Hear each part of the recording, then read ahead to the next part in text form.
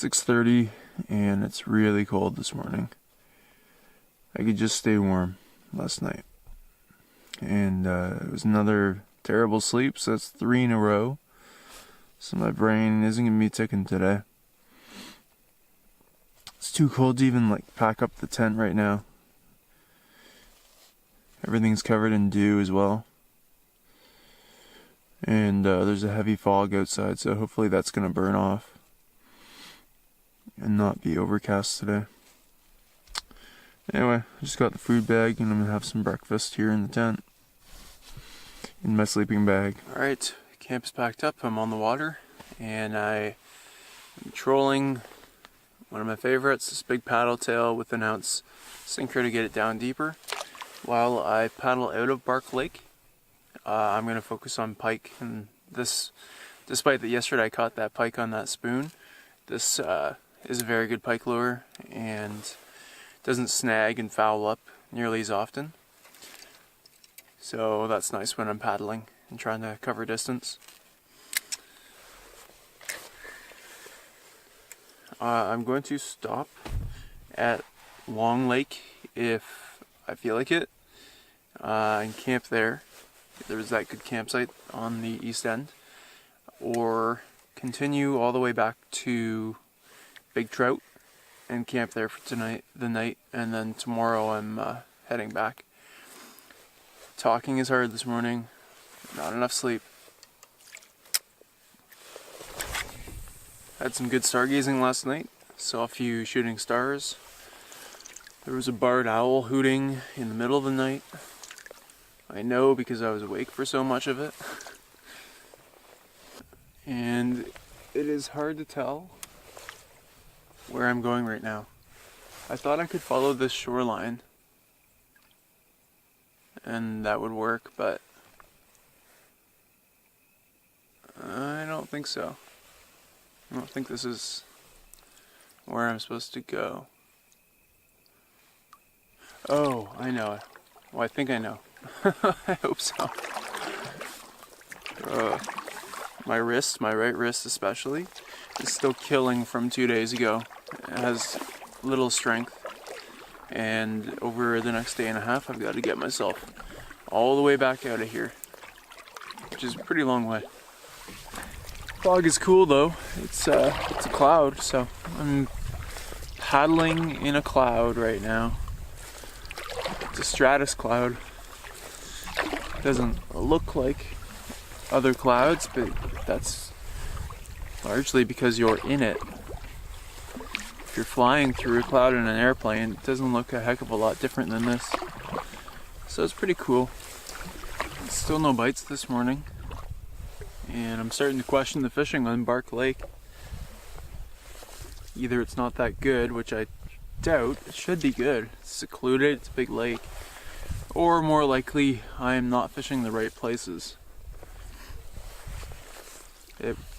Thank goodness I got that huge pike, because otherwise I would have come all this way basically just for yesterday. I planned on having 2 or 3 full days here, and instead I just had really one yesterday because I arrived late the first day and I'm leaving early today.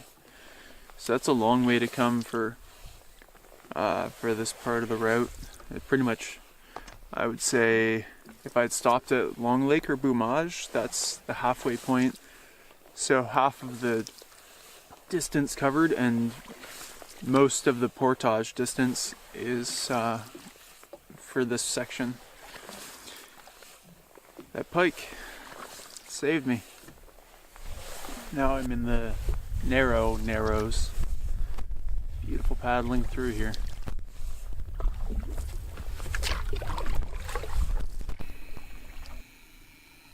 Oh, there it goes.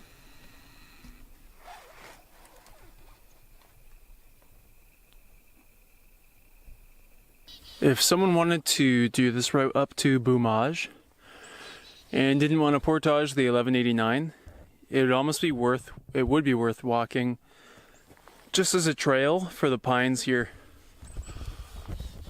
There are big ones all over the place. That's a pretty big one. Same with this white pine. This red pine is massive. White pine, white pine, white pine, white pine. Tons of them. More here. And the trail is pretty good mostly. On the left is a really big white pine.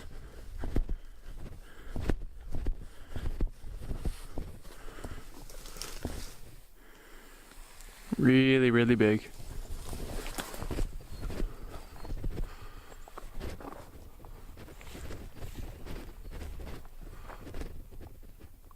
Back at the mucky section from day 4, where I got my shoes soaked with mud and water.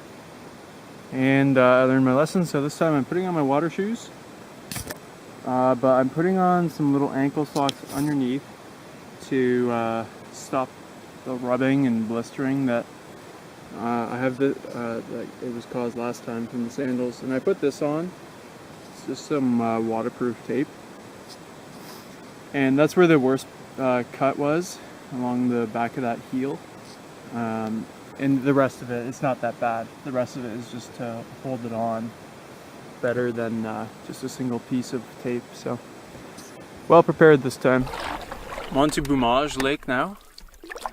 And that means the worst of the portages are behind me, including the 1189 and the 320.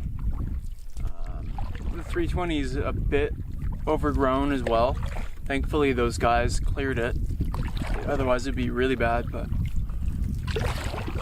I am really tired.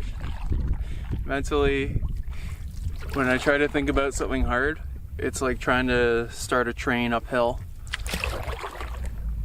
And physically, my upper body has not recovered at all from 2 days ago when I came in this way. Especially after all the paddling I did yesterday, so I feel pretty tired.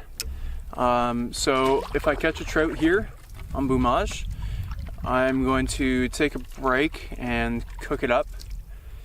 Same thing on Long Lake. And I'm tempted to camp on Long Lake. I know there's a good site there, but I may keep going so that tomorrow isn't another long day. I'd rather have a bit longer day today and then like a kind of a nice day tomorrow. Fish on Boumage. Feels like probably a good eater fish.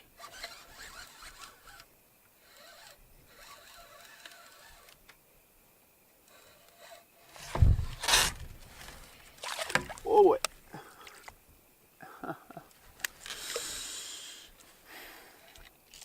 Didn't have any give on the drag.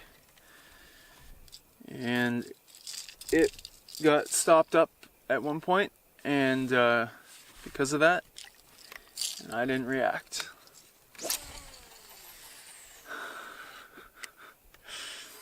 These are things you forget to do when you're tired. I've got probably a 30+ pound lake trout on. Just kidding, it's a snag. I'm going to portage into Long Lake, and then I'm gonna catch a trout, and I'm gonna eat it, and then nap in the hammock, and I'm gonna camp there. I'm not gonna go to big trout tonight. Don't have it in me. I don't want to pull it out of me anyway. I'm getting delirious.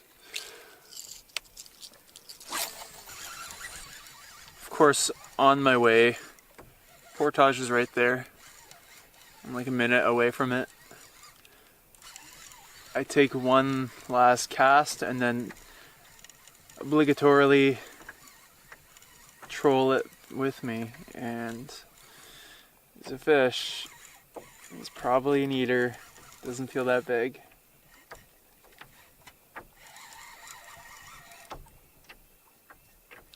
Yeah, that'd be a pretty nice eater. I think I'm just gonna let him shake it. And actually, normally this would be a perfect eater. Today I'd like something even a bit bigger. Let's see if I can show him. Come here. I'm gonna let you go. There.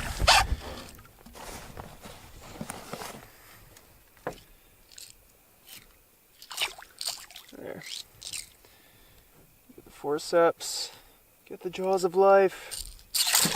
No. Doesn't like the sight of that. It's gonna free you. Whoa! Alright, buddy. Cool. I can get another one on Long Lake. I'm confident in that based on the way in. And there I shall camp on Long Lake, and got into an eater within a few casts. It's perfect.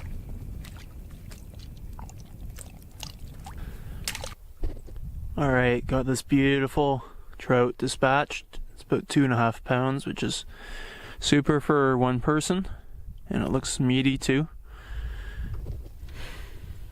And I just pulled up on shore here so I could dispatch it as quickly as possible. And there's a ton of driftwood. I'm going to pick up a bunch because camp is just over down that way. And then I can get a good fire going, lickety split, to cook this fish up.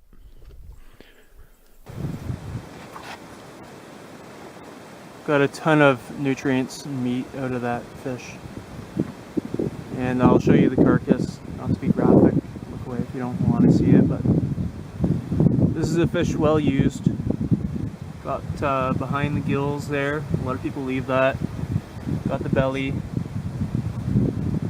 This is scraped to the bone, as is the other side. That's bony in there. And it also had eggs in it. It's a nice female, getting ready to spawn in fall, and I'll definitely eat as many of those as I can. They're super rich in nutrients, so worth eating. These are little scraps off the carcass, also worth eating, and this is the belly meat. And anyone who leaves the belly is just wasting. Can't wait to fry this up. It's a good way of cleaning up the paddle after take the fillets off the skin, is using just pine needle brush. Gets it off really well because it's kind of sticky. These make a good abrasive scrub pad. And look at that, gray owl. I was just talking about that guy. On my way back to camp, and the front of the canoe is full of firewood, so this thing's going to be cooking in no time.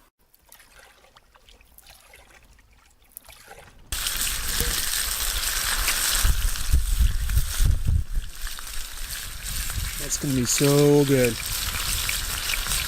It wasn't a terrific spot to cook on, but just put that little rock in there, and it's bouncing pretty flat against that other rock, so it worked out. Sneaking a first bite. Always do.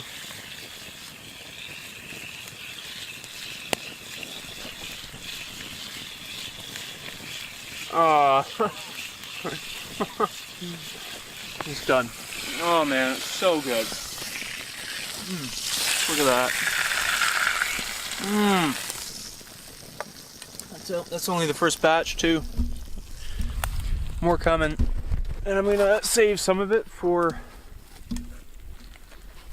dinner.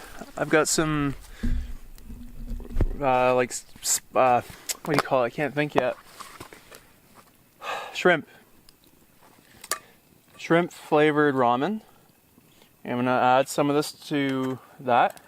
Cook it up now. It's a little bit more food safety approved than cooking it later. But I'll eat it in like a couple hours. Late lunch and an early dinner. Look at that. That's just unreal. Life is too good. Bony, flaky, fresh, hot, and absolutely delicious.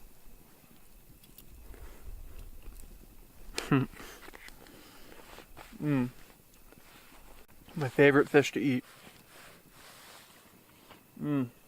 So good. This is my first fish meal, or meat meal,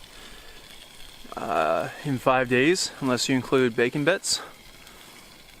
And I was so ravenous to eat it that I forgot this fork was stirring around all the raw stuff. but it's fish. It's not like chicken or anything, so it's not that big of a deal.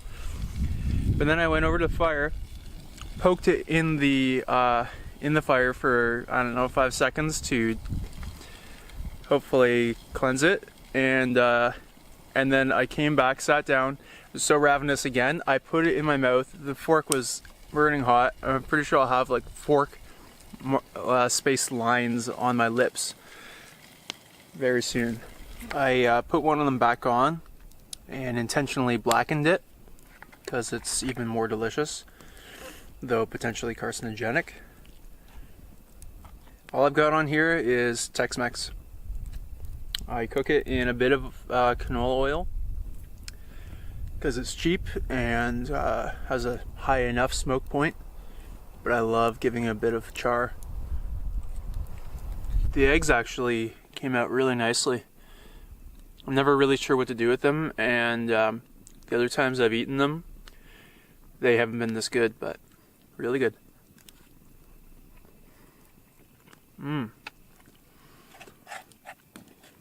Much fishier, but really delicious. Wow. First time I ate them, it was like eating a snake. One thing is, it's really easy to drop an egg or two when cooking and eating, and that was not good for bears. If I make a mess of them, if they're all over the place. There's another one I almost missed. Because I'm already cooking this, and that smell is going to be wafting far afield. Well, this camp needs a tour because it is one of my favorites of all time. Good water access, good swimming, it's warm. It's shallow here. I'd prefer drop off. It's probably the only negative I could come up with for this site. But it's still good. You walk up maybe 15 feet, which is nice, puts you in a nice elevated position with a view of the lake. Excellent trout fishing at your door. I haven't even walked down that way yet, but it's nice to have some sprawl space. And then here's the main camp. First of all, a couple of towering pines there, another one here, all around really, and that's so nice. The wind is rushing through the needles up there, and it's making this beautiful sound, which in a couple of minutes when I lie down in the hammock will probably put me off to sleep in a second. Good spot here for all the cooking and drying dishes. Got firewood for dinner. Nice sitting rock by the fire, perfect distance and height. And then if you've got company, 3 stools here, which someone brilliantly left on the rocks to prevent them from rotting as quickly. And it's nice to have these. This is a perfect diameter for a stool because it's easy to move, and yeah, you can move them around. People always like to move them. Filtering water, temporary food bag hang there. Lots more firewood. All the ground is covered in pine needles, which is nice. Perfect spot for a tent. Really nice. And then another perfect spot for a hammock. Right back in here in these cedars. And then that's a good bear hang spot as well. I've got my rope on there, just polycord. Could be a little higher, but it's easy, it's convenient, and that'll be out of reach from a bear. And yeah, it's just the right amount of clear. There was a little toilet paper, but that's been dealt with, and aside from that, no complaints. So yeah, one of my favorite campsites of all time, and I've stayed at quite a few. Couldn't get any better right now. I just feel so at peace, so at home. This is my home. I should change my hometown on Facebook to nature. backcountry is it's like my church sometimes.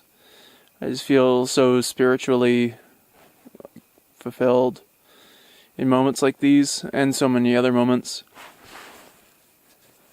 It's a grocery store as well when I'm taking fish or blueberries. It's a school when it's teaching me life lessons, hard lessons sometimes. It's a gym. Not a great gym. Not the kind that you walk out of with muscles as big as, people's legs. With arms as big as people's legs, but still keeps you reasonably fit. It's like a spa on other days. If you're just lying in the sun, maybe on the beach or in a hammock. It's a lot of things, the backcountry. Gives you, mostly everything you need. Yeah, it's just awesome. It's the best. It's home. Although, as I think about it, the backcountry is definitely not a few things. One, it is definitely not a hospital. I always worry about having not even just an injury, but something internal that I can't do anything about. I passed a kidney stone for the first time in December at the age of 29, which is my current age, and it was the most agonizing thing in the world, and I was worried it was appendicitis, and if that happened out here, that would be an absolute nightmare. And I got thinking about that yesterday because I had some weird feeling in my stomach that kind of reminded me of the feeling when the kidney stone was coming on, and that was quite scary. The backcountry is also not where friends and family are. You might have a couple of friends or family members with you, but a lot of people aren't here. And it is also is not a job. It doesn't pay well. So it's not everything. But I absolutely love it nevertheless. Alright, supper time.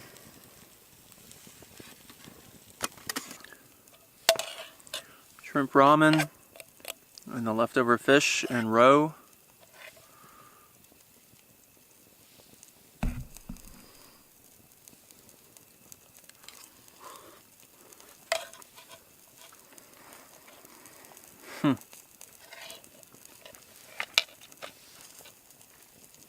If you like seafood, that is good.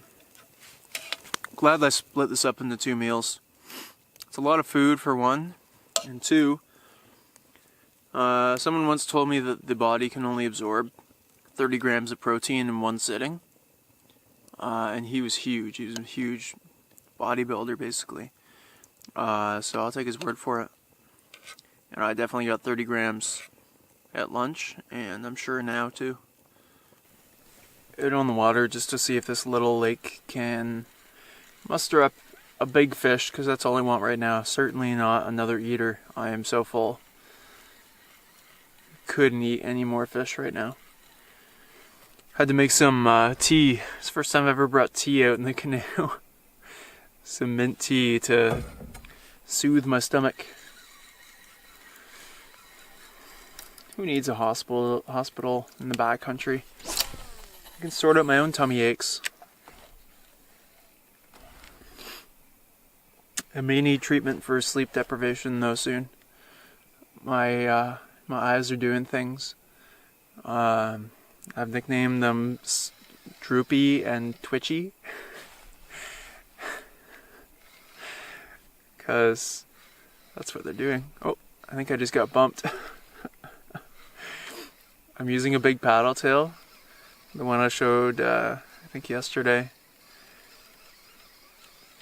And that is intended to weed out any small eating size fish. And hopefully anything that can grab this, which, is pretty good size. The hook is, that's 3 inches or so right there. Yeah, hopefully it only allows big ones to bite it. That's all I want. There are nice cliffs here on the east end of Long Lake. Just one more reason why it's beautiful. That's my camp right there.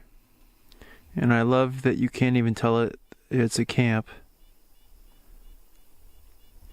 And then the river aux Sables drains that way. And you can faintly hear the sound of the water rushing, which is nice. It's just barely audible. And then the lake stretches out that way into a few arms divided by a couple of narrows. Really a perfect lake for the canoe. Some fish took it. There's some weight to it.